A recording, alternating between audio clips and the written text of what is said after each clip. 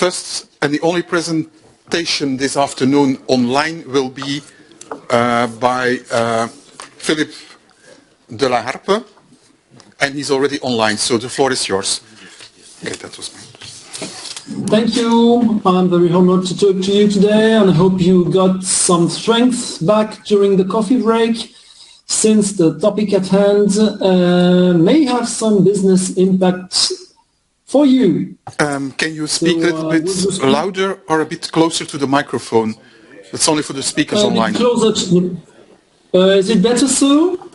Not that much, I think. Not that much. Okay.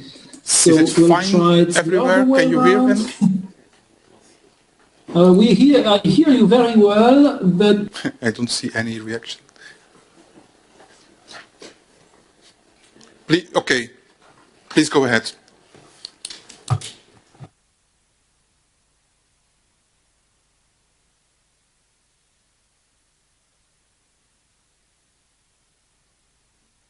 Please continue, Philip. We don't hear you at all.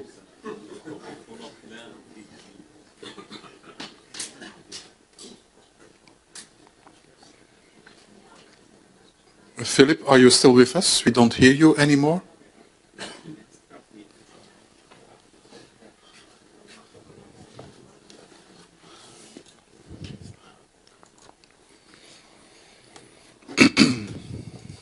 Oh. You're back. Yeah. Okay. I just changed the microphone, but excellent. It's good. On. Excellent. It's good. Okay.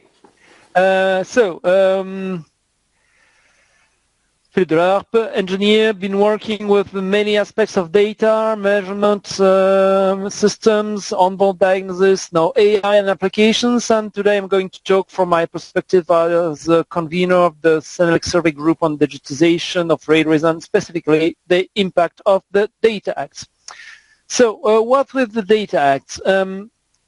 It's EU regulations directly applicable, and now it's in force. Not all the chapters, but anyway, it's begun, it's there.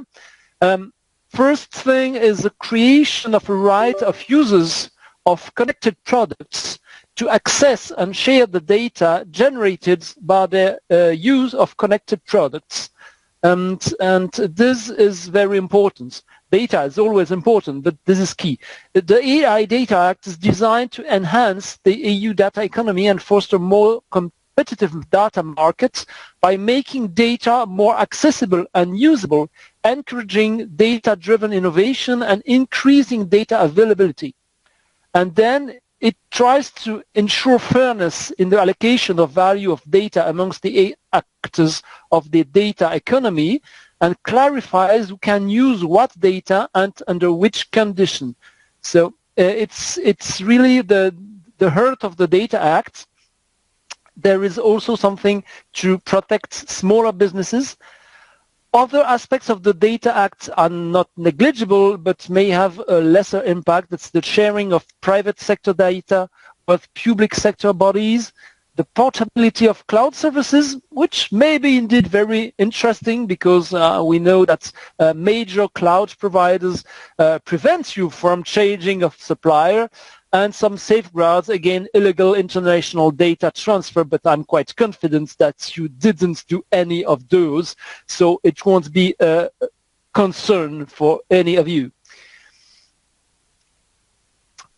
The data sharing of the connected products is the most impacting because it empowers the user with access to the data from the connected product and derived services, and instead of having the data holder, many times the manufacturers, keeping the user from accessing this data.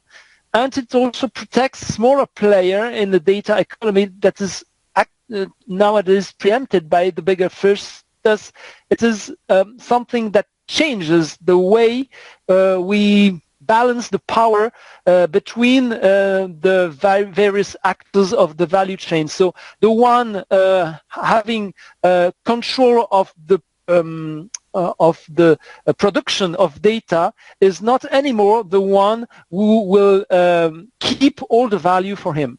And that's important because all the ecosystem is interested in data profit opportunities. Also very important, very tight timeline. So general idea is today you have, for the example given by the EU, you have an industrial robot. The manufacturer accesses the operational data, which greatly helps for repairs. And so if you don't have his software, his knowledge, you cannot repair the industrial robot by yourself, or go to another maintenance supplier, and you are obliged to go back to the manufacturer. The idea is that with the Data Act, just like with your car, you can go to any repair shop or do the repairs yourself because you have access to the operational data. And that is really key. All those involved in maintenance need operating data for their equipment, and also for operation you need something about how your device works. Is it still up? Is the temperature of the fridge okay? And many situations that have been cited previously. So the Data Act creates some conditions for a competitive market, and it shuffles the deck. But how does this mean? How does this work for the rail industry? First, does it apply to the rail industry? The answer clearly is yes. A connected product in the meaning of the Data Act is almost anything but toilet paper. As soon as there is data that is generated by using it or by putting it into its environment, sensors, something, it's a connected product. If there is any mean of retrieving this data, it doesn't need to be 5G capable. If there's a wired, wireless, anything integrated screen, there's data that can be exported to the environment. It is a connected product under the meaning of the Data Act. Connected to your eyes is also good. Is it soon? So as I said, it is already in force. So for the first chapters, so we really have to care about it and care about it now. So the first milestone was 12th September 25, so a few 2 weeks ago, and it regulated the new contracts between companies for access to data and removed any unfair contractual terms. And next year, any new products put on the market of the EU has to be manufactured, designed, and supplied in such a way as to make data easily accessible by default. Are your products ready? Well, that's not easy, especially given the long industrial cycles of railway products and also the assessment of conformity when those are needed. So you see, it's quite tricky to be in conformity with the Data Act provisions. So how do we do it? How should we do it for being able to comply with the Data Act provisions? There are many questions about Data Act. First of all, well, we talk about the user, but who's the user? If I am the proprietary of the connected object, am I the user? You see on bottom right, the roles are not always clear, especially with the liberalization of the railway markets. There can be many actors, especially for rolling stock. The one be proprietary. There may be the rolling stock company. There be maybe a lessor, another lessee, there may be cross contracts, and someone else is operating the rolling stock, and another company may drive it. Well, and in the end, who's the user of a freight locomotive somewhere in the EU, and who will have the rights to get the data from this locomotive? Not easy to answer. Luckily, there's already a Q&A from the EU about this, but it's not legally binding. So it's still a question about who has the right to do that.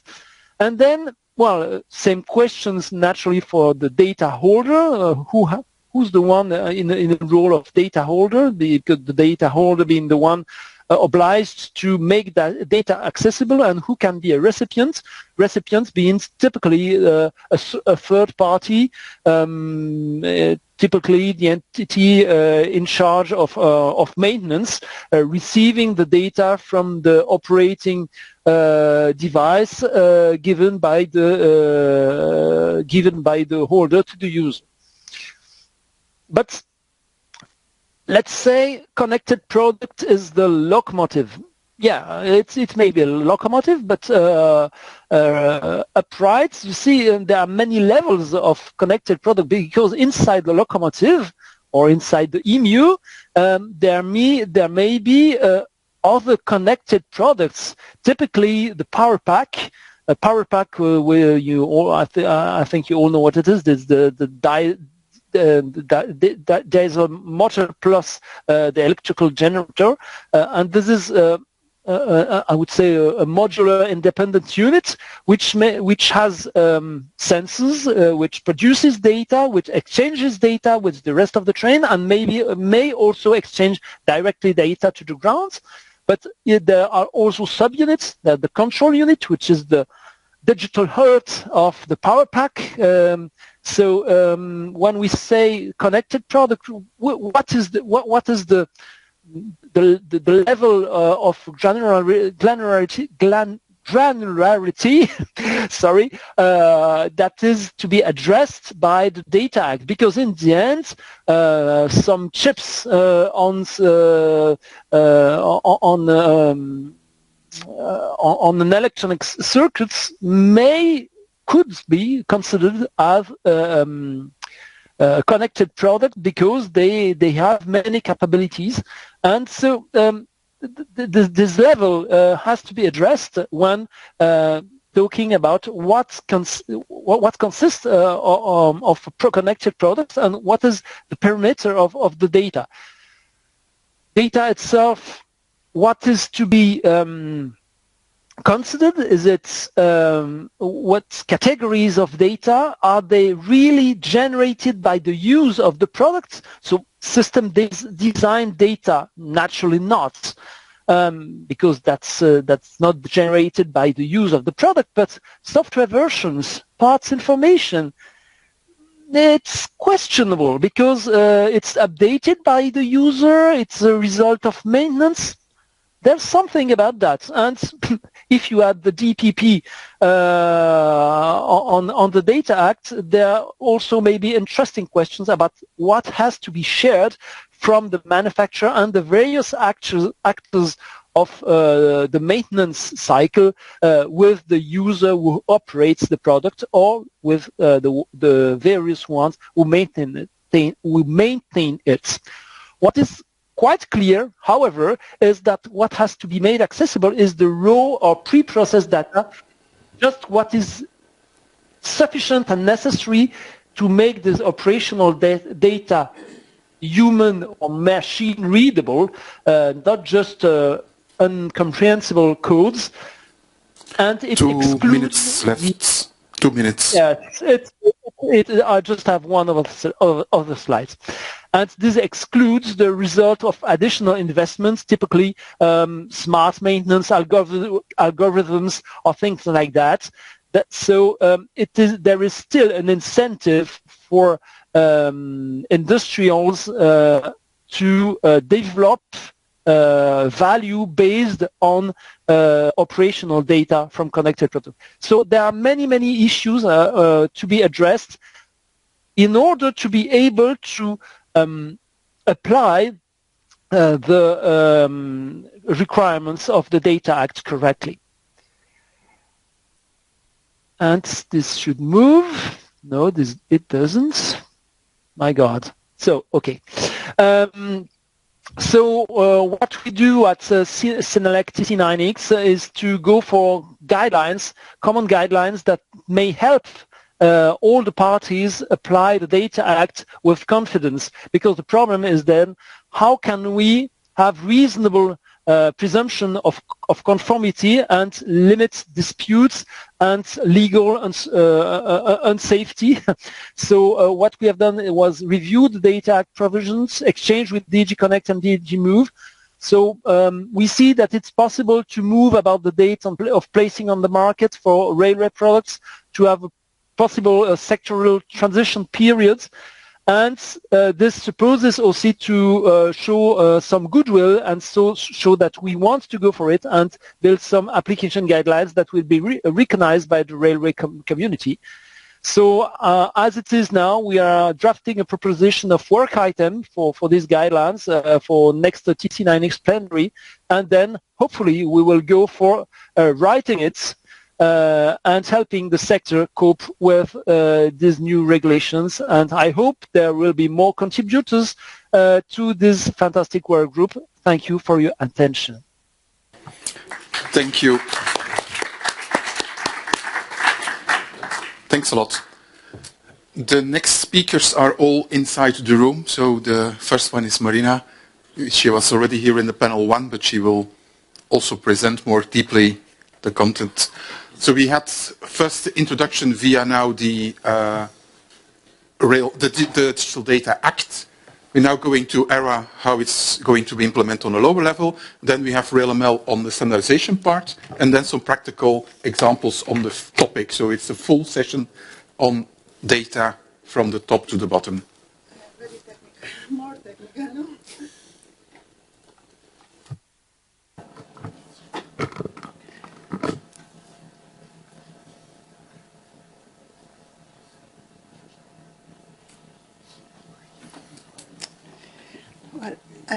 Yeah. The first slide is about the complex rail datascape.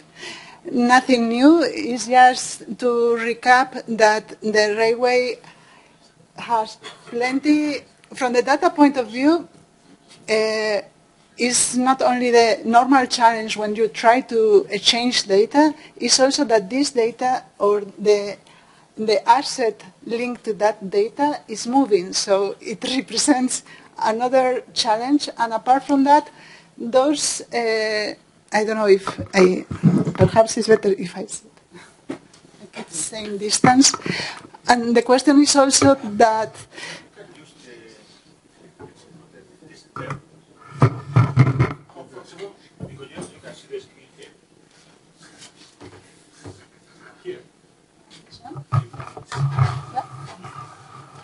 much easier, yes. Well, the question is that apart from that the assets and the data generated is moving, crossing borders, also there are plenty of multiple actors involved. So it's data exchange with multiple actors, each of them with different, and apart from that, critical service where human lives are involved. Nothing new. Just to recap that our railways some years ago were very close, very nation-specific with their own. They didn't care to build a European railway because their business, the high part of their business, and today is the same yet still, is national. So here it is where it enters into place the policy actions and the different railway packages. The last one included a set of registers that the agency covers. The agency data landscape is this slide, covers a set of databases, data stores that host the information linked to our railway vehicles, to our railway infrastructure, to different, also frame how the exchange between infrastructure managers and RU or railway operators is a change, and also cares about the format of the ETCS specification. So, and apart from that, the agency has their own data sets generated in the authorization process. So currently, well, it acts as a neutral agent trying to enhance interoperability between the different actors and try to play a pivotal role. This was a picture a long time ago, I think some years ago. It hasn't changed that much. The regulatory rail data has changed. Plenty of data sets with different codes, and you try to link them, and it's really a messy situation. And it's not so desperate. We have some tools or some instruments in place that could help us to move and to advance and to progress out of this scenario that at the end describes, yes, the railway sector, but it also describes when you dig into every single organization in the rail sector. So because there are, within a railway operator or within an infrastructure manager, there is also a set of different data sets that were built for different purpose and in principle unconnected.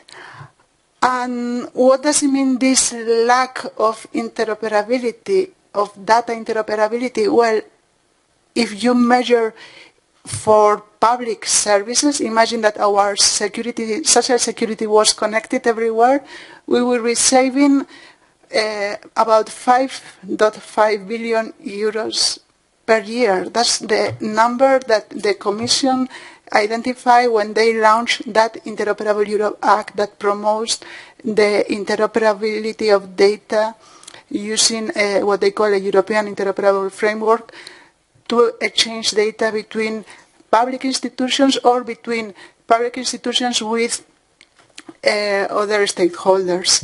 So and I put in yellow what I mentioned this morning about 70% of the cost of ERTMS deployment engineering hours in data transformation. So how we have progressed in the agency from having silo data sets, in 2022 we had, and today it's available, you can run it. We merged two data sets in a knowledge graph. Why this is so interesting? Because we didn't change the original data sets because they are linked to legal instruments. It's super difficult. We used to specify in the regulatory basis even the field, so with such a detail that any change is costly. So using semantic technology, you uplift, transform, and link the two data sets, and that's what we did some time ago, and now we are gradually adding more and more data sets. And where we go? We go, as I mentioned this morning, to lowest code, machine interpretable TSIs. We have to be ambitious, right? Yes, and this is more or less what I've seen. At the beginning, silo data connected using knowledge graph, and we are already, we have in place the ISS ontology, vehicle authorization ontology, telematics ontology. There are some actors there around. And yes, the companies that I really thank all these companies that were involved in the transformation of our registers. And we have also changed internally because we we also created more another specific data unit and so on. Back to the previous presentation, I would like to refer to Article 33, where it says essential requirements for interoperability of data. And it says that we need to use fair principles, meaning findability, accessibility, interoperability, and reusability. So this is the principle that linked data semantic principles fulfill. We need to use trustworthy data models, and that means vocabularies that are well maintained, and semantic annotation. So all this is what we have implemented internally with the aim to reduce cost and save time as well. Also, another principle is the once only principle. If you ask to a stakeholder, the same as with our ID, if you provide the ID to a public institution, they shouldn't ask you again for the same. We are asking the same data to our IMs plenty of times in the different information systems, and that's not. So we are trying to avoid this. And this picture comes from Tony Steele. He was our keynote speaker in last RDF conference. I'm trying to link why semantic knowledge graph, open data, and plays an important role in this LLM or generative AI revolution. Why, when we, at the end of the day, we are using ChatGPT as we use Google to ask anything, and what the ChatGPT gives is what he finds, and that's obvious. If you, as a public or as any organization, you mark your data semantically, you annotate, you use the cat IP that are all the, you identify provenance, well, the quality of information that those engines are going to find improves. So for the migration to linked data, it also provides an enhancement in data quality because you link to other data sets and you compare. You are able to compare where there is a gap. We are experiencing this in our fact sheet that looks at reports from TENTI, reports from ministry, and reports from RINF data, and sometimes they don't match. So unless you link, you don't find inconsistencies. And the idea is that before we were, it was enough to have machine readable data models, data sets. Now we want machine interpretable data, so the large language model can provide better answers. So how have we built, or how have we moved towards this data centricity at ERA? Well, we start with those vision principles. We set up a use case tree where there are different, initially it was just the root compatibility, then also the safety shared system and other network statements. So we have different use cases. We have also a data data inventory of data asset management, and what we are dedicating a huge effort is on data culture internally and externally to convince the different actors that it's important to approach to adopt this approach. And this is the ERA knowledge graph covering different data sets. Going fast, we are not the only one. There are all the companies here approaching InfraBel, RayML, System Pillar as well, adopting ontologies. Well, it's not easy to develop an ontology in a layer scenario like in a GIS, and it was super challenging to be able to zoom in, zoom out using linked data. It's worthy to mention that the era ontology is considered one of the common building blocks of the mobility data space, and you can find all this. It's a collaborative effort. Everyone can interact with us in the building of this railway ontology. You can create uses. You can identify or improve the definitions and also the model by contributing to this JIT lab. We have a change control management in place where RayML, UIC, Europe's Rail, and participate. I back again to integrate, thanks to those projects that started to work with semantics in rail, integrate, sprint, linkx for rail. Thank you, because they represent solid work for us. And this is the future. The future is that we have received an easy mandate to develop by 2028 all the harmonized definitions across all TSIs should be in the rail ontology. And yes, this is a picture from the latest development of the ontology for CCS TMS signaling by system pillar. And thank you. On time. Thank you. Perfectly on time. So we're gaining 1 minute each time, so it's from 10 minutes delay. Vasco, yeah, Paul Morgan will already mentioned frequently by Marina.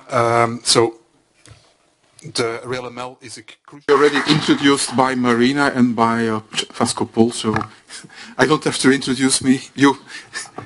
I'll do that myself. Thank you.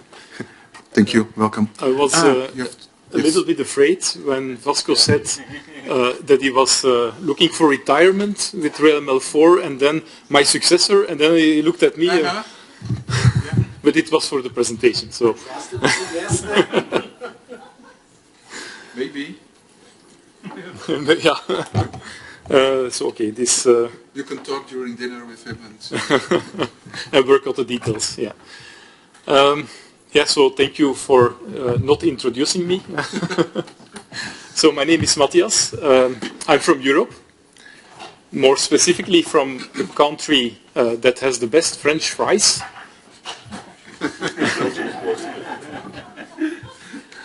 And yeah, I'm a railway data freelancer.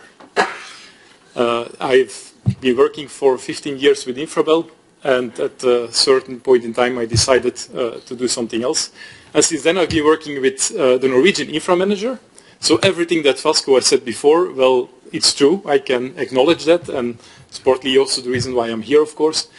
And I also work with ERA, at Marina a lot, but also as a certification expert for the energy subsystem with Certifer. When I took that leap of faith, beginning of this year, to be a freelancer, I wasn't sure if I could stay in the railway sector. I had a little bit of a fear. While it is such a beautiful system in itself, it's connected in so many ways. Each component is in a very specific way connected to each other. And when you see that, and when you then look at how we, as infra managers, as railway undertakings, took this system very carefully and then started doing data with it, then we just smacked it on the floor. It broke into hundreds of pieces, and we started picking up the pieces that we wanted. And we called them use cases. We pulled out what we needed, and it's not connected anymore in the data. It's a little bit a shame, I think, but now we are at a situation where, okay, we have a lot of use cases, we have a lot of applications, they work, it's like a brown field, we need to glue everything together again. Marina said it very well with the registers of ERA. They all serve a different use case, a different purpose, but at the end you want it to be connected because the real value of this data is in all those connections that are missing in this slide compared to the other slide. That's where lots of value is in. But how do you do that? Well, when I was at Infrawell, I was asked a little bit the same question, and you start thinking about, okay, maybe we need to put all the data people inside of one department with the same boss, and they have to work out. He's not a data person, and you have to work, and they have to work it out themselves. Well, yeah, but then you're like, okay, forcing them to do something while you're losing a little bit of a balance that you're looking for, and it's a balance between autonomy and cohesion. So the cohesion is the glue, but the autonomy is the ability to also create your own things. Now, with this shattered landscape, it's all the way over to autonomy and very little cohesion. But I shouldn't tell you this because I'm here at the CENELEC conference, and that's exactly what standards do. Standards, they form this cohesion bond. They make sure that it's there, it exists. It's allowing you to both be autonomous in a certain thing, to create your railway tracks, but if you make the gauge 1435 millimeters, well then all the trains will be able to drive on it. So you're free to put the track on there or there, and that's your autonomy. You're allowed to go around the mountain or through it, as long as you respect these standards. It is a cohesion whole. But this thing is not so simple for data. Or at least, well, we don't have so many standards related to this for data. And that is exactly what linked data is about, or semantic technologies is about. Here, in this group, it's a CENELEC group. Well, when it's about something electrical, well, we go to CENELEC and we say, okay, we need this metering device in the train. What does it need to do? How does it need to function? What are the components? But think about how to do this in data. It is exactly the same thing. You also need some standards to allow this cohesion to be formed. And that is what semantic technologies are doing. That is a standardization in data. Who knows what it standardizes? Who knows what semantic technologies do? If everybody raises their hand, I can skip this slide and we can save a minute. I don't see many hands. No, sorry, I will not be able to respect a minute. It standardizes how to identify things. You're using hyperlinks. And if we take an example, let's say we have the data point Brussels Central is a station in Belgium. Well, you have a couple of entities. You have Brussels Central, a station, and Belgium. And you see hyperlinks. That are the identifiers in semantic technologies. Secondly, we're going to use something called RDF. I know the railway sector loves abbreviations. You had the slide full of them, so here's another one. Resource Data Framework, Descriptive Framework. And it's actually very simple. It says instead of using tables to put your data in, we're not going to do that. We're going to do it in a way that is very simple. We're going to use sentences. And a very simple sentence, a subject, a verb, and the object, the data point, the value, or the connection. And lastly, use ontologies. The word has fallen a couple of times. I always think about Shakespeare when I hear the word ontology. He said a rose by any other name would smell as sweet. Well, an ontology, I think, with another name would smell a bit sweeter because it's an annoying name. I think it doesn't describe it very well. It's just a vocabulary. It's like a data model. It's saying, okay, we're going to use RailML or we're going to use the ERA ontology. And in this example, let's, for example, standardize on the ERA ontology. And, well, here is what, if you want to say it's a station, well, it's a type of operational point. Use this hyperlink and you're safe. what you see here is, I didn't invent something new. These identifiers, they exist. And what I'm doing is reusing. I'm doing data integration using semantic technologies. If I had a table, it was not integrated. Because the table, what are the columns? What are these names in the columns? I don't know. So it helps, this data integration, because it balances this autonomy and this cohesion. It pushes developers intuitively into reusing. Remember my example? I just needed to pick a couple of things. I didn't need to invent something. It's there to be used. If it's there, Vasco, you also said lazy people. Well, be lazy. Reuse what is there. And these identifiers, these hyperlinks, well, they are very nice because you can click on them and then you can go to a website, of course. But also they are globally unique. It's a system designed to send to somebody in China or send to somebody in India or whatever, and he will be able to use them as well. Where that number, integer, in that column ID, in that table, in that schema, in that database, on that host, on that server, in that cloud installation of an infra manager, that is not globally unique. You can't send it to anybody. It has no context. So this is really helping the cohesion. Ontologies are meant to be reused, and so on, and so on. But of course, like everything, you can misuse standards. You can do whatever you want with it as well. Don't reinvent the wheel, just reuse. This is an example. It's a slide from the Rail Data Forum in Cluj before the summer. It's from Linnea Olsen from the Norwegian Infra Manager. This is what is inside the knowledge graph at the moment, inside their semantic technology database. And you don't see hardly, well, maybe what are you seeing? You see a list of classes and the count of the number of instances of those classes. And you see GSP for GeoSparkle, RTM Rail Topo Model, ERA Ontology, RailML Ontology. You only see one time BNO, Banenor, for something that we invented because we couldn't find it somewhere else.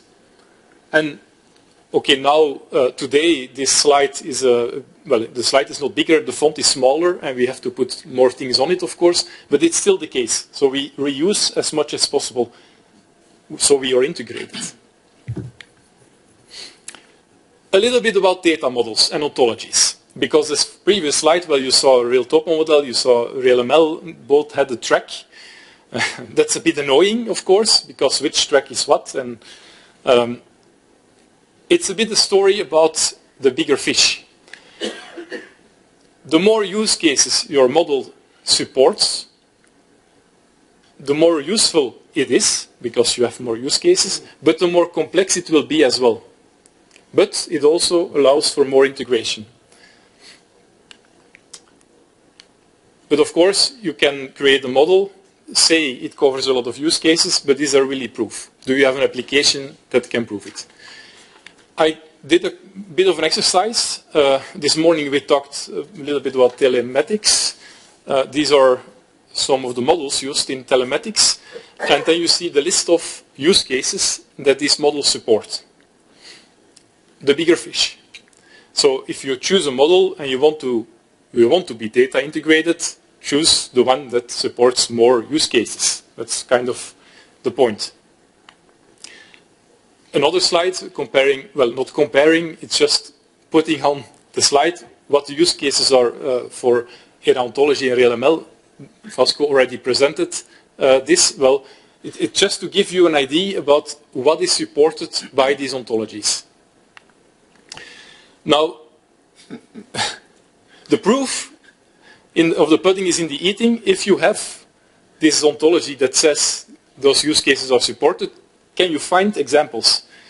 And it's a little bit like you have a contractor to build your house. Well, has he built houses before? Because it does say it can do it, but can he really do it? Well, the same goes for ontology. So if you pick one, check if you have some implementations from it. A little exercise, the complexity of modeling. How much minutes do I have? One, okay. Let's skip the exercise. I was going to do this interactively, but let's say you want to model platform length. Well, you might have something in your head now, and you might be an infra manager, and you're saying, okay, but this is the physical length that I need to maintain, that I need to make read-free, and so on. But if you're a railway undertaking, that might be the length that you can offload passages. But if in your ontology you write platform length without specifying which one it is, it's not really supporting the use case. And then you can look at this for yourself. Here is an example of a tool chain that we use at the Norwegian Infra Manager to build that knowledge graph. And it is very simple. It's just an ETL flow where you take data from the different sources, you map it to ontology classes, and then you put it somewhere, either in a file or in a triple store, and you can even create a RLML file from it. That's what we are doing. But it's using technology, mostly Python, and Airflow plays a big role in orchestrating all of that. These are classical tools, nothing special. So this is my last slide. Imagine a world where data is integrated. And that's what this semantic technology supports, because it uses RDF, use URIs as identifiers, reuse those identifiers, so don't start creating your own identifiers if there are already identifiers available, link your data, and reuse existing ontologies. Thank you. Thank you. And he's also an engineer who built overhead contact lines, and he's also been the president of the Belgian Electrotechnical Committee, so he's also a standardization expert. But you see, you can change in your career. Yeah. Or you can stay the same, and yes. It's up to you. Next speaker, also introduced already by the previous one, so it's a very consistent series of presentations we have this afternoon. Yes, it's really, really consistent. I'm also really happy with the introduction Marina and Vasco and Matthias gave me. So now I'm going to bring all of that together into a practical implementation. So that of the introduction was a joke, but nobody's laughing, which made it pretty awkward, but that might happen again further on. The story that I'm going to tell is one not of data so much, but oh, that's really an old version of my slides, but then anyhow, without my name and all of that on it. It's not a story about data, but it's a story about collaboration. Because in order to get all the information together and to deliver it, in this case, to the RINV, we need a lot of teams to collaborate. And in general, they have something else to do than to collaborate across the organization, across teams. They want to get their use case done. So we're going to try to facilitate their collaboration in the most hassle-free way for them. I'm Rein, I'm the CEO of Copernicov. We do a lot of master data for rail and a lot of railway data in general. And if you think about, I think Marina explained this better than I do, I always think about rail as the goal, the goal of RINV is to be able to plan a train from Oslo to Palermo. Probably not Palermo, we're on an island again, to Napoli. The goal is to, we can, yes, you can, It's easier than with RINV you can prove that you cannot write to Palermo from the continent, yes. And so checking this compatibility, not entirely the correct definition, but RINF makes it possible to have a register of the infrastructure in Europe, a lot of data that comes together there, and that makes it possible to plan railway operations digitally. And RINF is not a static item. It's something that's evolving, and about the evolving, I have some good news, some bad news, and then again some good news. And the good news is that RINF is evolving, it's expanding in scope, it's becoming more and more useful. That's the good news. The bad news is, because there's more data needed in RINF and more frequent update, providing the data to RINF will become more complex, will have more stakeholders in your organization to get this work done. And the good news is that with the help of modern technologies like linked data and modern integration frameworks, it's doable, and I'll try to show how we do that. If I look at a lot of organizations where we work and we look at how they're organized around their data, then, well, this image says a lot to me. You can still see the plate if you have a little bit of imagination, but you wouldn't want to eat from it. And all of these services have their own corner where they build part of the truth. And actually, in the end, those services, those use cases, they all want information about the grid, timeliness, consistent with high data quality. In the end, they all want a good description of the grid. It's just that they don't define the grid in the same way. They don't have the same use cases to work with it. Well, there's a lot of glue needed to make a plate of those pieces that we just saw. Who of you has ever been part of has ever been close to a master data management project? Matthias? Bart? Nobody else? Who has ever seen a master data management project come up to, well, live up to its promise? Yeah. They tend to be very hard to get to a good point, because in master data management, the idea is we bring all data together in one big system. And that one big system is then going to service all with the data we need. And in practice, that becomes very difficult, because data doesn't live in one place and doesn't have one life, but it has a very long life cycle with very different scopes and definitions in part of that life cycle.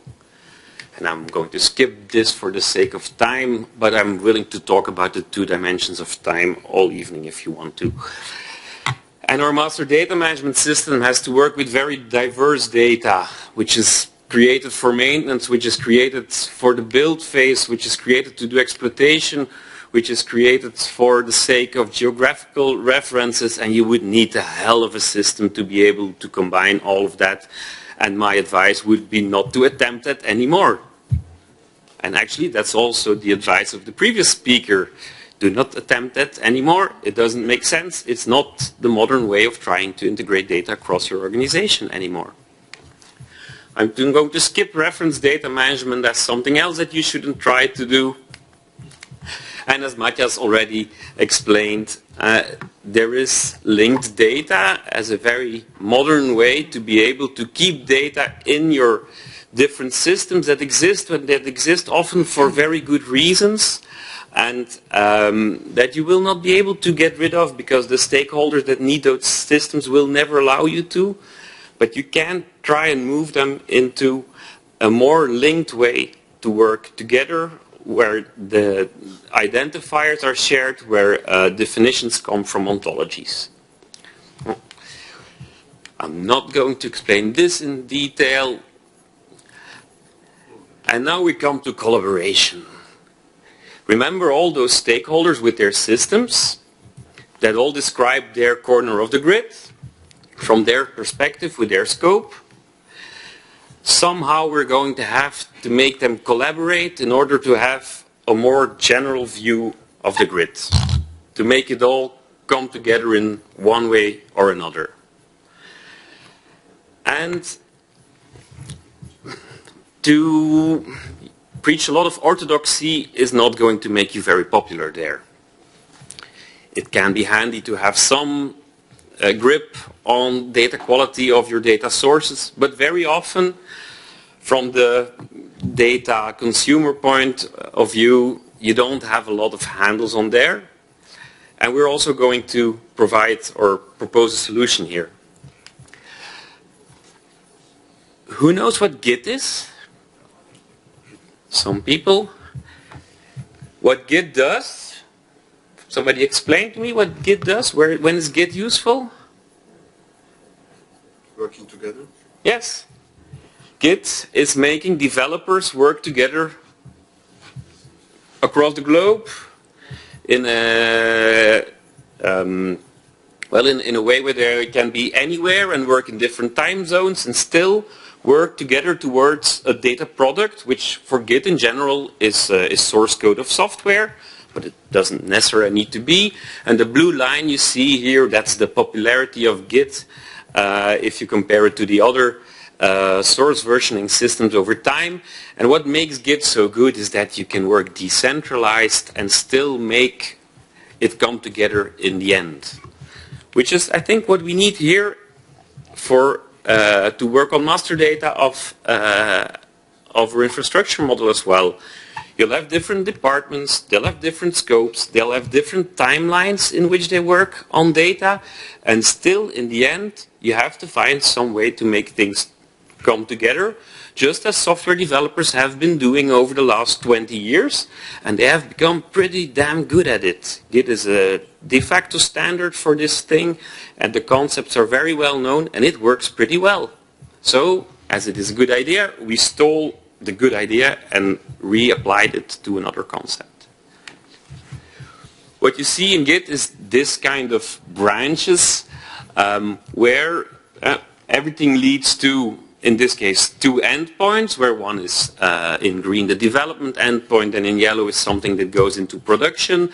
And there was a hotfix that needed to be done in the meantime, and you can see in the bottom a feature branch. So they're all different people, different teams that work together towards producing some kind of data product.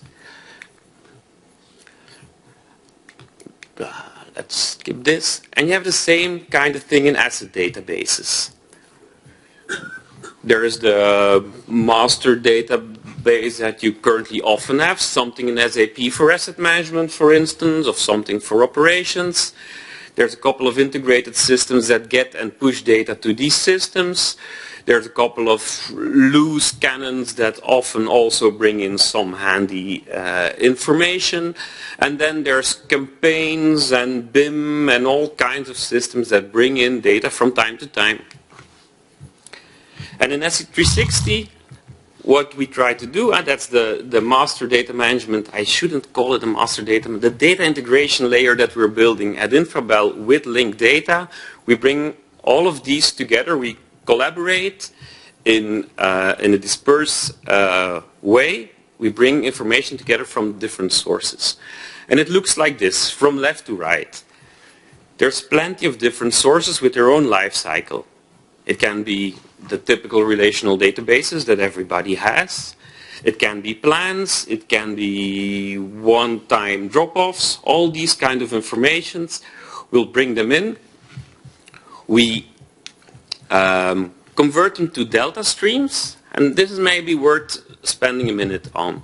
If you think about information in a long-living system, like the infrastructure model, what you're interested in, if you're integrating different systems, I'm not interested in all of your data in general. I'm interested in what you changed, well, what you changed yesterday.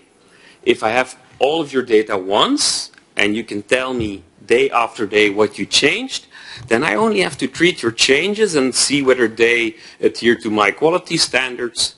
And that makes life a lot easier. So just like in the Git software source code versioning system, where you also only follow up changes, we're going to create delta streams from all the information we get in. What has changed since yesterday? We convert all of that to a common data model like the one, and we refer to RailML and the ERA ontology as we should.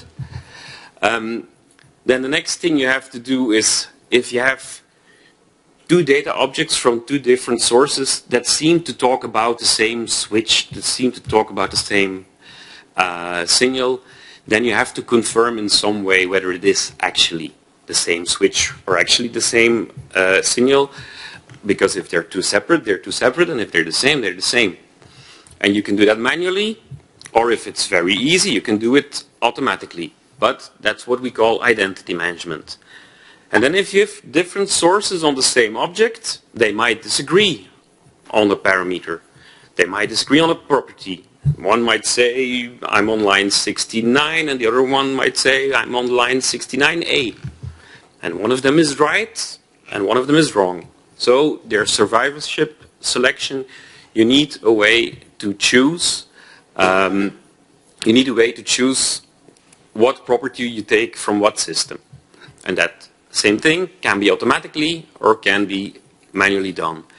And then I think it is the plicht, the duty of every system that you build today to output your data as well, with a clear self-described, self-documenting API in linked data where the data model is part of the data that you provide. So that's what we do, so we can publish to RINF. But actually, and that's the conclusion of my talk.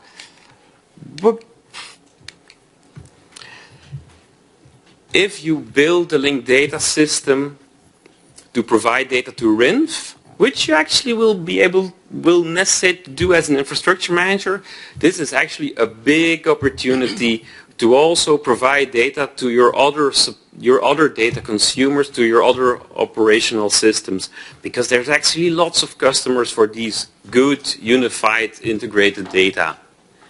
And the second thing is, you shouldn't think about data as in big batches. You should think about data as something that flows, that streams, that changes from day to day, and where you have to manage the changes over time. You do not have to manage the big batch all in once. It does not make sense. That's it. Thank you very much. Thank you, Rijn, for this very interesting presentation. Also the previous one, it was a good session up to now.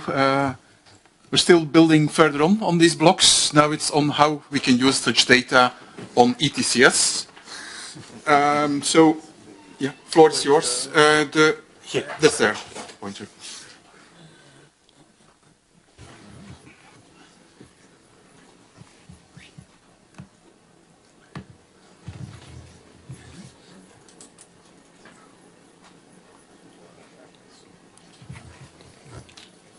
So hello everybody.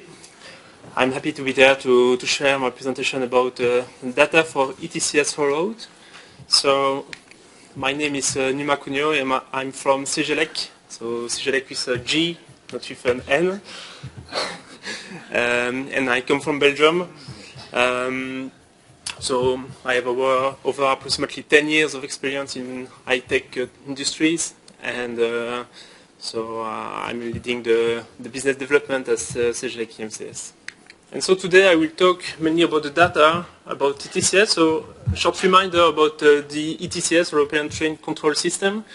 So it's a part of ERTMS program, and so the main objective is to provide a continuous speed control, increase security, interoperability between the European countries, optimize the traffic, and modernize the infrastructure. There is mainly two different levels. So ETCS levels 1, where the movement authority comes from the beacons on the ground. So it's mainly punctual information. And ETCS level 2, where the movement authority comes from the GSMR mast. And you can have different possible modes, which is limited on-site or full supervisions. The context of the ETCS in Europe, we have the map here, so you should focus on the blue curves.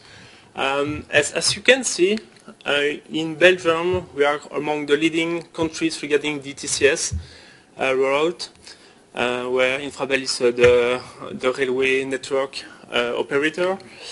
So we are approximately at 83% of coverage.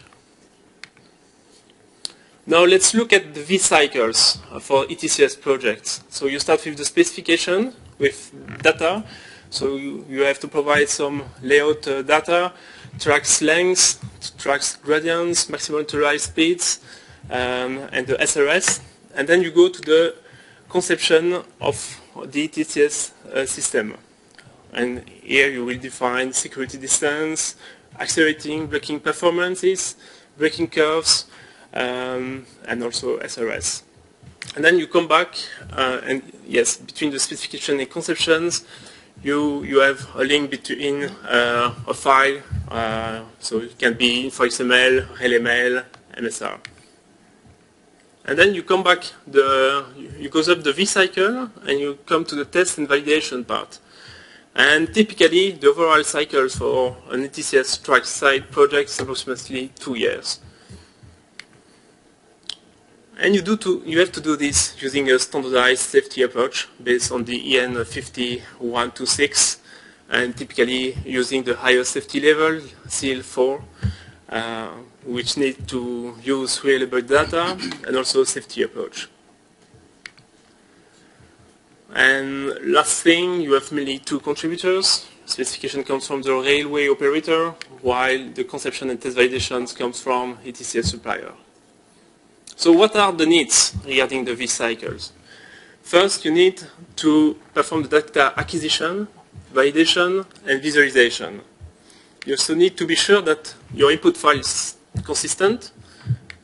And after the 2 years, you have to check also that the input data that you use did not evolve.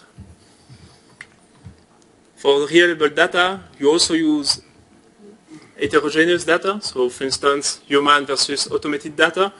And you have to perform several verifications during the V-cycle. And so for this, we developed Hyperion, which enables to answer these needs. So what is Hyperion? At a glance, basically it's an automatic track-side mapping system. So it mainly consists in two different components. The first one is a train-based component. So basically it's an equipped trains with several sensors. So you have some lidars, some cameras, and some inertial platform. And basically it does the 3D mapping of the railway network, like Google Maps, for instance.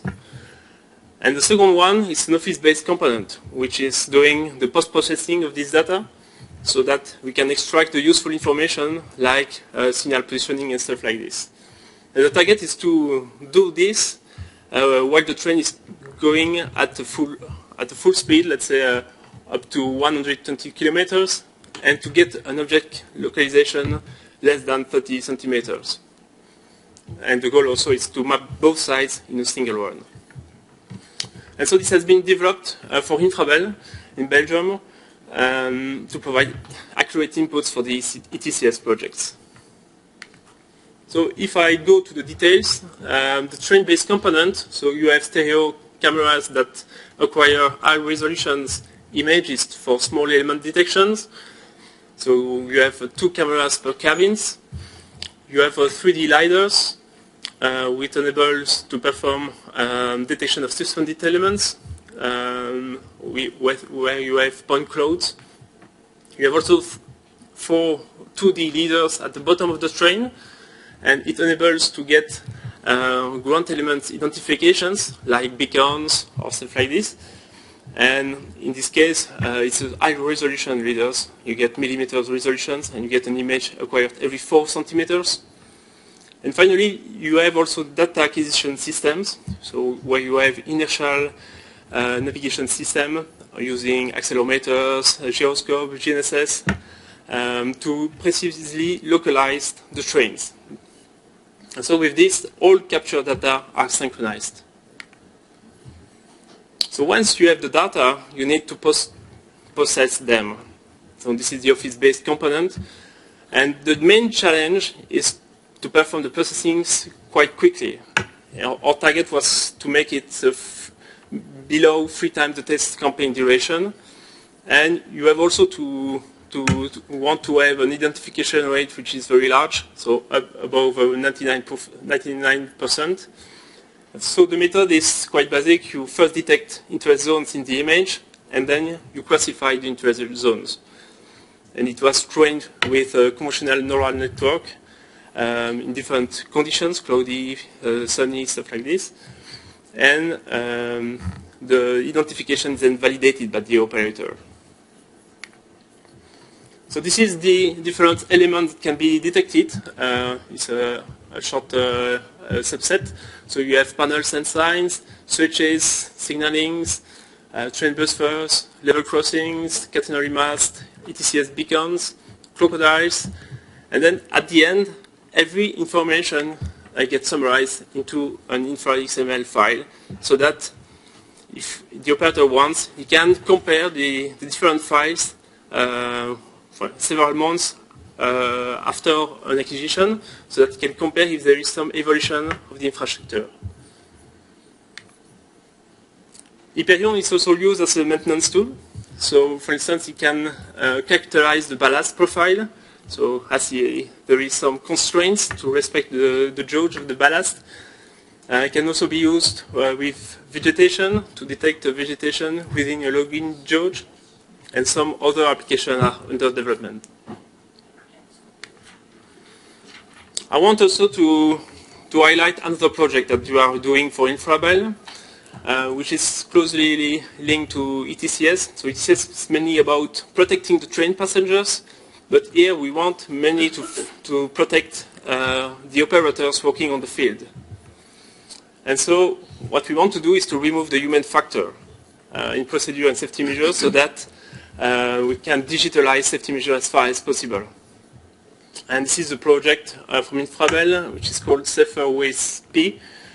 And at the coming, it will come in next year, we'll be able to send temporary speed restriction directly to the IRBC, so it is ETCS level 2, depending on the planification of the work plane of the field.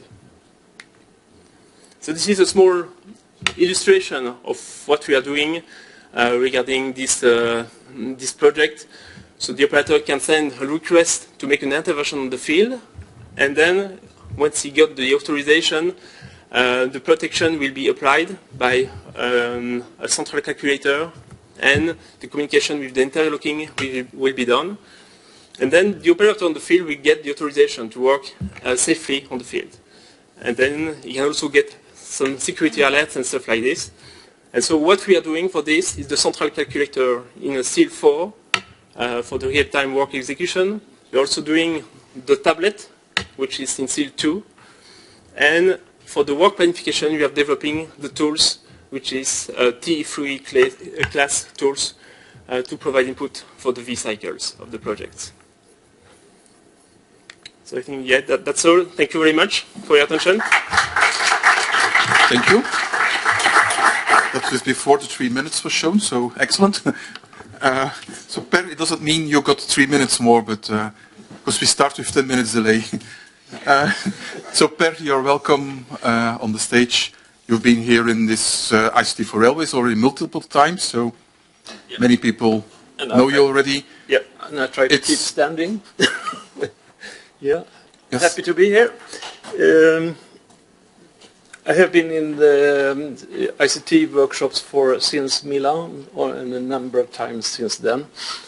So, and always talking about the product we are producing, which is a driver advisory system, which its developments. And I have always tried to focus on the technology.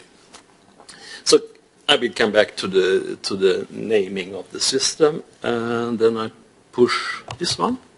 Yes. My background is from the railway industry since a very long time, starting with rolling stock development and the deliveries of rolling stock from a Swedish company, and later on with the Swedish State Railways, where I was manager of the engineering forces, also within rolling stock, and later on I turned over to Transrail, which have been focused very much on consultancy to start with, very much on operations of railways, freight and passenger, and since 2016 we have been very much focused on this product, which we are currently selling on the market and working on. Okay, so this is where we started, and to start with, Cato stays for computer-aided train operation. At the time when we started the development work, it was a lot of talk about the traffic management, the dispatching system, which was called there was development work going on what we call a computer-aided train dispatching, and we made our part, which was the operation, and these two parts were going together. Unfortunately, the dispatching side has not developed very much, but I think we did our lesson quite good. And we started in 2011 with the first implementation of a CDAS, a connected driving advisory system, with a prototype TMS. So you can see that the dispatcher has the screen can see you overview the traffic flow. The driver gets information how to follow the plan or the current plan of the dispatcher. And yeah, that's all I would say.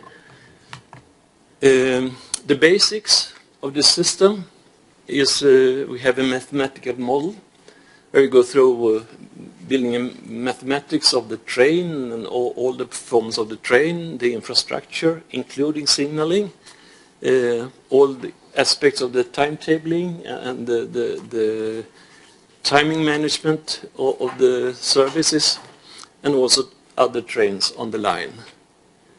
And in doing this mathematical model, because we learn a lot about the system where we are working.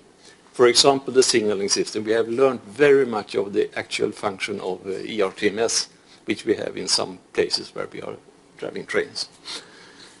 Anyhow, on top of this model, we do a simulation, the standard train performance calculation, how the train is moving along a line. It's nothing special in that. But the interesting is the optimization, which we have added to this one. And with the optimization, we can optimize how the train shall run to arrive on time, to reduce energy if this is a target we have. So there is a cost function. I've described it as a number of parameters or variables that we can have from the TPC, and we can weight them. So we can say that, okay, the cost of using mechanical brake shall be so much, and so on.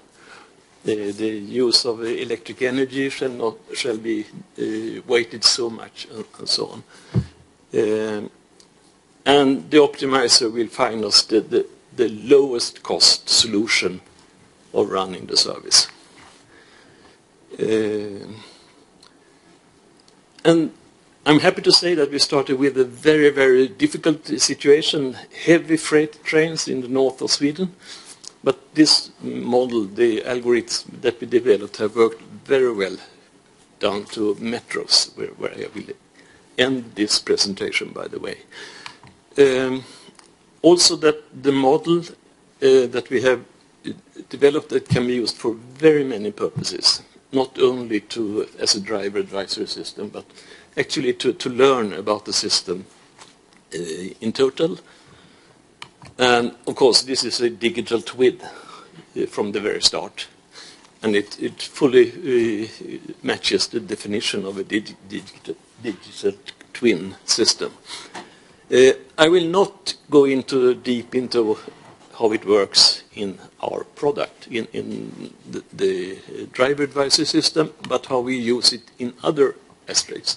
And one of them is that we frequently do what we call a benefit analysis. We study the operation which is contemplating to introduce a driver advisory, and then we can do pre-studies to see how much can we save if we introduce the system.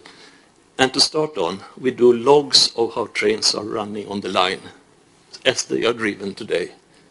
And using our model, we can calculate exactly how much energy was consumed during this drive. A little bit like an energy measurement system, but by calculation, only based on the speed and the position on the line. And then we can calculate all variables of interest, and then we can do the same with the optimizer, and then we can compare the savings that we can reach. And frequently, it's okay. We become very, very close to the situation on the final installation.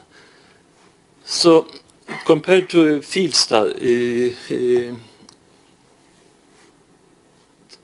trying to find a proof of concept by measurement in the field, which is very much disturbance of the traffic. We can use this type of technology to study what we can save, and we can study very many different situations to see the savings. This is, for example, one example. The dark blue curve is how a driver has driven in a certain time on a certain part of line. The light blue is if the optimizer is doing the same thing, but with in the same time, and the green if the optimizer is doing it in the time by the timetable. In the bottom is the vertical profile of the line. That's not so interesting. And we get all the data that we need, and what we can do, what we can change, and we can simulate many different cases. Next, just want to show you.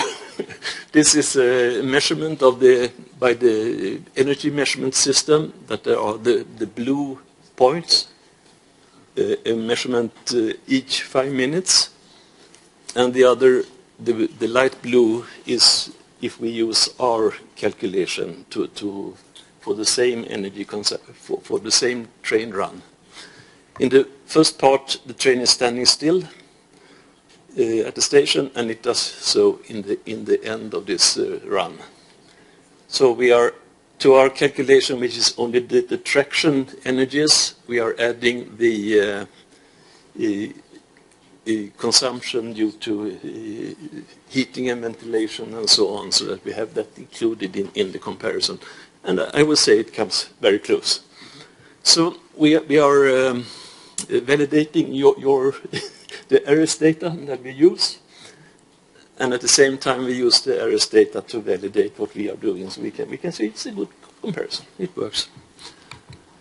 And if we jump to artificial intelligence, what we are doing, frequently we have one major problem, and that is the case where we have trains in front of what we call the green train, the one which is operated with the driving advisory. And what we need to do, we need to calculate how shall we drive to the next stop. We cannot take into consideration that we have movement authorities which are not too short, that there is a red signal or something. We need to know when will this signal turn green, so that we can coast in front of the signal and then accelerate when we have predicted that it will actually change. And to do this, we use motion predictions of trains, what we call gray trains, trains that we don't know exactly how they will be driven. So we are collecting data from the field, from train runs, especially each train number, how it is normally running, what is the speed and so on, and how long time does it take. And then we can feed it back both to the TMS and also to our own system, so that we can match the signal passing points.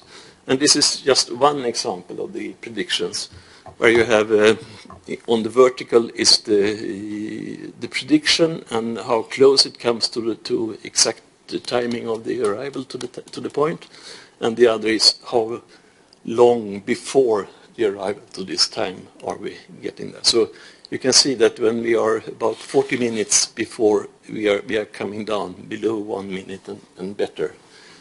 And it works in practice very, very well. So, and just to finish, one picture from the metro in Helsinki, where we are running our system. So this is the driver screen. The green curve is the device speed. The yellow is how the train has been run. And you can see the yellow train on the vertical profile. That is our own train, and you can see other trains in front of us. Right now, there is a train going into the next station, but there is a signal which is red. And a little bit later, so there is a braking curve. And a little bit later, it will move to the next signal. But the green curve is calculated so that we will not get into conflict with the prediction of the change of the signal aspect. And also this works quite perfect. In all these presentations, there is always, you want to say more than there is actually room for within 15 minutes. So for your, I added one slide, but I will not talk through it. And this is actually our experience of this type of technology. And I think this is the message I would really like to bring forward. So if you go back, you can learn a lot of the problems and the possibilities that you will have with this type of technology, which in fact is the first step into ATO or whatever. And we think that the type of information that we are provided, that can be used perfectly well for a cruise control or a Goa tour, as it is. So thank you for me. Thank you, Per. We won't have time for questions, but we still have time enough for a last presentation and have the visit starting at 18:15 as scheduled. We will have to skip the questions, but then we are in time. So welcome, Jean-Christophe, for the last presentation of today. I see most people are still awake, so it's the coffee was well. I am too. You are too. That's very important. Yes.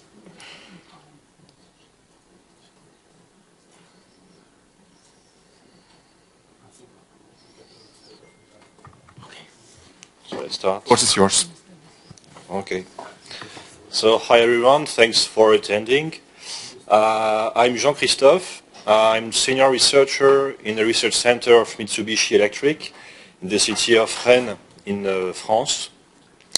Today I propose to show you some results regarding radio layer to serve train applications and how to optimize with some new proposal. So this work is part of a French research project which is called 5G Remora, which is dedicated mostly to the characterization of the propagation environment for the railway scenario. So it's for a radio part especially. So you can see there some academic partners and also industrial partners who we work with too. So in this presentation I will have the focus mostly on the FRMCS, and especially I will talk about the independence principle that FRMCS states regarding the application layer and the transport layer or radio layer. And when we talk about radio here, we want to highlight the quality of service that is used to define the train applications requirements. We will see that adding some extra high-level features we can propose for enhancement of the FRMCS train application performance that we will show with some illustrations by the end.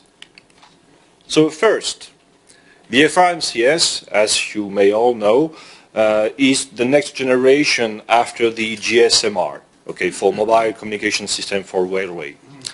So it is built on 5G, mostly 5G NR from 3GPP. So 3GPP is the global collaboration to derive the standards for mobile networks. So we have LT for 5G and NR for 5G. And FRMCS, among several aspects, is based with this kind of three strata architecture. So here you can see from one ETSI white paper this kind of three-level architecture. So you have the railway application stratum, so where you work if you design some train applications, and then if you go at the bottom, you have the transport stratum. So this is the part of the 5G NR radio. And so in between, there is the service stratum. So it's an abstraction layer that is responsible for connecting these two layers in such a way that we keep independence between the application and the radio. So this ensures some interoperability. If you want to change the 5G NR to another kind of transportation system, this could be possible. But actually, when we say that we keep independence, at least there are some parameters, some information that goes from the railway application layer up to the transport layer to make it work, which is the quality of service. So the goal in these three strata, FRMCS, is to guarantee that the train application requirements are fulfilled based on an adaptive 5G radio layer. So this is made thanks to this quality of service that is proposed through this 5G NR from 3GPP. So for example, here you have two examples of my mind where we imagine two applications, one with ETCS for critical motion, one with ER TMS with an emergency call, and these two applications will emit requirements up to the abstract layer, the service stratum. So for example, the critical data, critical voice it could be, if there are some temporal constraints, latency and so on. And then the abstract layer will be responsible to translate this information to 5G NR understandable parameters, which is the quality of service. So for example, here it could be simply the latency. If it's data for this kind of situation where we want to drive the train in a specific scenario, we want the latency to be lower than 50 milliseconds, for example. But if it's emergency call, it's voice, so maybe the latency is slightly higher, for example, 150 milliseconds. So this way, with quality of service, we can qualify as a service deployer, okay, the kind of radio station we want, the kind of parameter we want to be ensured by 5G. But actually there are some other high-level features that could be of interest to make it work. For example, the survival time. So what is the survival time? So we can find this definition in the 3GPP documents, and it's also something relevant in the train applications.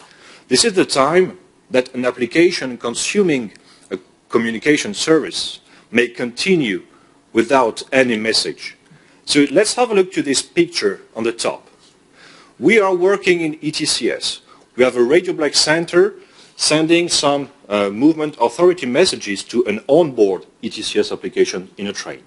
So regularly we have some communication messages coming to the onboard ETCS. But at some time, for any reason, the communication is lost. No panicking. Actually, the application is able to survive for some time using the past information to extrapolate what should be in the near future. But this is true only for a certain amount of time, which is the survival time. After that, if no more messages is received by the onboard ETCS, there will be a train stop, which is the event we don't want to arrive. Okay? So it means that, so it is extracted from what we can find in some specifications of some applications in ETCS. It means that these applications are already defined with this survival time. And what we think is that it is important to allow these applications of train control to inform the radio layer about this kind of information. So how? We come back to the three strata FRMCS and we say the application derives this value of survival time and transmits this up to the radio layer to make it reach one specific aspect in the radio layer. The radio layer actually is a protocol stack, and inside there is the scheduler. The scheduler is one radio elements responsible for distributing the resources to the radio devices. Okay? There are some usual schedulers that we consider in the evaluation of performance in the train application scenario, which is the round-robin one, where it cyclically allocates equal resources to all the users inside, which is not very suited situation where we have various applications with various requirements. If we have various requirements, we should consider a scheduler with a more dedicated manner. So we have investigated in this aspect to consider this survival time of the application to derive a better scheduler. So we have two illustrations to show why it is important. So we consider, so on the right side, you have the small picture, which is the scenario we consider. Imagine we have 3 trains attached to one single NR base station. Each train is represented here with only one application, so let's say, for example, ETCS. Okay. And these trains are always communicating with the NR base stations. Okay. And what we want to do is, for a certain amount of time, with these two kinds of schedulers, so the basic round-robin, equal sharing of the resources, and the survival time-aware scheduler, we count the number of train stops we have during the 1,000 seconds, so nearly 20 minutes. For information, for this simulation, we are stressing a lot the system. So the survival time you can see here is very short, it's 10 milliseconds, whereas in the true life, you can find survival time more around a second or more, okay, just to show some results. And you see, if we decide we are working at 10 milliseconds, okay, and we have a look to the performance, depending on the scheduler, what we observe is that we have, for the round-robin one, 100,000 number of train stops during 20 minutes of simulation, which is quite a lot. If we compare with a survival time aware scheduler where we only have 10 train stops. So we have a dramatic reduction of the number of train stops with the same value of the survival time just because we have changed the radar resource scheduler. So what would be useful? It would be useful because in the case where we want to allow more services in the bandwidth we are given, we should reduce the bandwidth of our system. The thing is, if we reduce the bandwidth, we will have an increase in the number of train stops. But if we have used a good scheduler, then the margin we have to operate these services is better in such a way that we can guarantee still a small number of stops while we have other services. And second illustration is for the deployment of the base station along the railway tracks. The intersite distance is the distance between two consecutive base stations. And actually, it plays a key role in the cost of the deployment itself. Because if we reduce the number of base stations, we reduce the cost. Now imagine that you are working at the cellage. So in this picture on the top, it's in the edge of one of these circles. Okay. And then you say, if I keep these points and I increase this intersite distance, it means that I increase my distance to the base stations. So I have a high risk of communication loss. It means I have a high risk of train stops again. So with this kind of scheduler, the same kind of scenario is derived. I start at the cellage, I make my train ride to come up to the center of the cell, and I count the number of train stops I observe until this moment. And I compare with two schedules. So in the picture you have 4 lines, so please do not take into account the purple one and the green one. Okay, just take the brown and the blue one. So with the brown one, so it's the number of train stops for the round robin. So what can we see? With this basic scheduler, the round robin one, we can see that when we start at the cellage, we only have to count 200 meters to reach 60 train stops. Let's imagine that 60 train stops is a performance bound emitted by the service deployer. But with the survival time aware scheduler, we have dramatically less number of train stops in such a way that we are still compliant with this performance bound deployed, decided by the system deployer. So the survival time aware scheduler is more robust against the distance. So we can extend to some expected consequence. If I increase my ISD, it means that for a given value of distance to the cellage, I will have a higher distance to the base station. So I will increase my curves up to the up of the picture.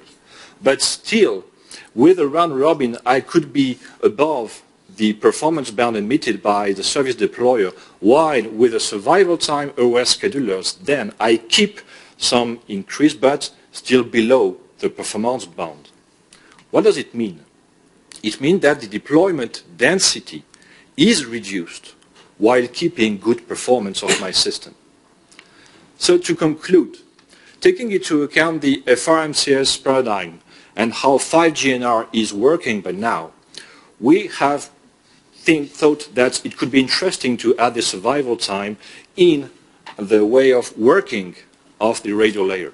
So the message to keep in mind would be that we would have more services in the FRMCS band without increasing the bandwidth and without losing some performance, and the deployment could be less dense without losing much in performance too, thanks to the use of the survival time. That's all. Thank you. Thank you.